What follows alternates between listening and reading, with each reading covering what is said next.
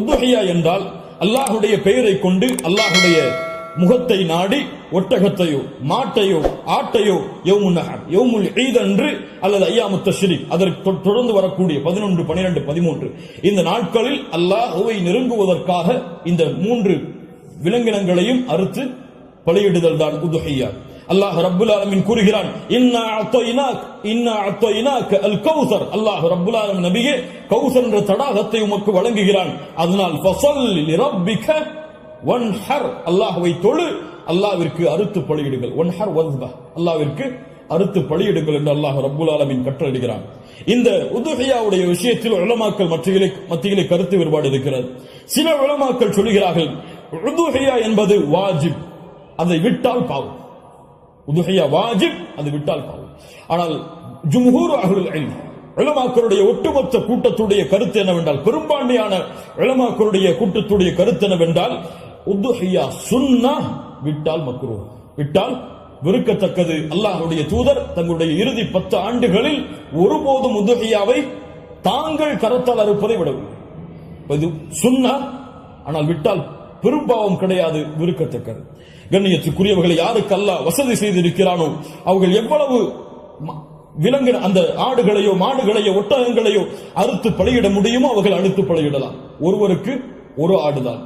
ஒரு மாட்டை ஒருவர் முழுவதாக அறுப்பதற்கு அவருக்கு செல்வம் இருந்தால், வசதி இருந்தால் அறுக்கலாம்.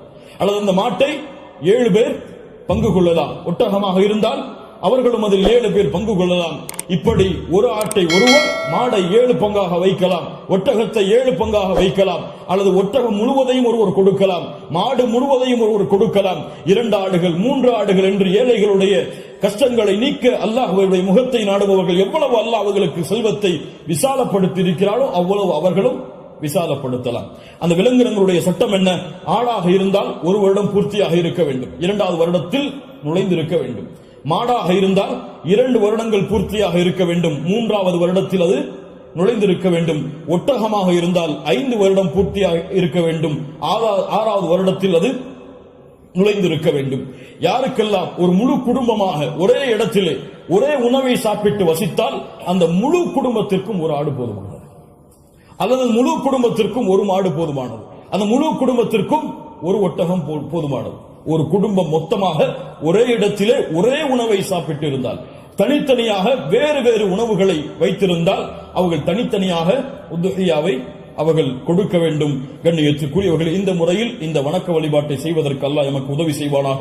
லையனால் அல்லாஹ் லுஹுமுஹா வலா திமாஉஹா, இதனுடைய மாமிசங்களோ இரத்தங்களோ அல்லாஹ்வை சென்றடைவதல்ல. வலாக்கின் யனாலுஹு தக்வா மின்கும், உங்களுடைய உள்ளத்தில் இருக்கக்கூடிய தக்குவாதான் அல்லாஹ்விடத்திலே சென்றடைகிறது. கண்ணியத்துக்குரியவர்கள், நபி இப்ராஹிம் அலைஹிஸ்ஸலாம், இஸ்மாயில் அலைஹிஸ்ஸலாம் அவருடைய தியாகத்தை நினைவு கூறும் பொருட்டு இப்ராஹிம் அலைஹிஸ்ஸலாம் தன்னுடைய மகனை அல்லாஹ் அறுக்க கட்டளையிட்ட போது, நான் அறுக்க தயாராகிறேன் என்று இப்ராஹிம் அலைஹிஸ்ஸலாம் அல்லாஹ்விற்காக தன்னுடைய அல்லாஹ்வுடைய கட்டளையை ஏற்க துணிந்ததை போன்று, யா அல்லாஹ் நீ கூறினால் எதையும் செய்வதற்கு நான் தயார் என்ற தன்மையை வெளிப்படுத்துவதற்கு தான் இந்த யௌமுன் நஹர் யௌமுல் ஈதுடைய தினத்தில் ஆடுகளையோ மாடுகளையோ ஒட்டகங்களையோ அறுக்கக்கூடிய கட்டளை அல்லாஹ் கொடுத்திருக்கிறான்.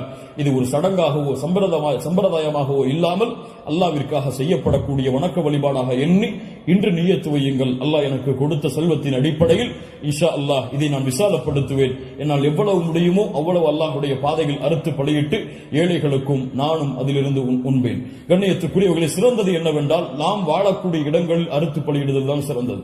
நாம் வாழாத ஊர்களில் அறுத்து பலியிடுதல் சிறந்தது கிடையாது, உலமாக்களுடைய குர்ஆன் சுன்னாவுடைய ஆதாரங்களின் அடிப்படையில். அதனால் நாம் அறுத்து முழுவதுமாக நாம எடுத்துக்கொள்ளலாம், அல்லது ஏழைகளுக்கு முழுவதுமாக கொடுக்கலாம், உறவினர்களுக்கு முழுவதுமாக கொடுக்கலாம். இதில் ஹதீஸ் அடிப்படையில் தெளிவான ஆதாரங்கள் எவ்வளவு பங்குகளை வைக்க வேண்டும் என்பதற்கு கிடையாது. ஆனால் 3 பங்காக வைத்து கொடுக்கப்பட வேண்டும் என்பது ஹதீஸ் கலையிலே ஹதீஸிலிருந்து இஜ்திஹாத் அதை ஆய்வு செய்து முடிவெடுத்த உலமாக்கள் இப்னு கய்யிம் போன்றவர்கள் 3 பங்காக அதை வைத்து பங்கிட வேண்டும் என்று விளக்கம் சொல்கிறார்கள். இன்ஷா அல்லாஹ் அதுவும் சிறந்ததுதான். ஒரு பங்கு எமக்கு, இன்னொரு பங்கு உறவினர்களுக்கு, இன்னொரு பங்கு ஏழைகளுக்கும் கொடுத்து உதவலாம், அல்லது பங்குகள் முழுவதுமாக ஏழைகளுக்கும் கொடுக்கலாம், அதிலிருந்து நாமும் முழுவதுமாக சாப்பிடலாம். இதில் எந்த தவறும் கிடையாது.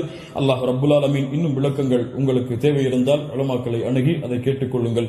அல்லாஹ் ரப்புல் ஆலமீன் இந்த இறுதி 10 நாட்களை கண்ணியப்படுத்தக்கூடிய இந்த இறுதி 10 நாட்களில் அதிகமான அமல்களை செய்து அல்லாஹ்வுடைய பொருத்தத்தை பெறக்கூடிய நல்மக்களாக அல்லாஹ் ரப்புல் ஆலமீன் என்னையும் உங்களையும் ஆக்கி அருள்புரிவானாக. அஸ்ஸலாமு அலைக்கும் வரஹ்மத்துல்லாஹி வபரகாத்துஹு.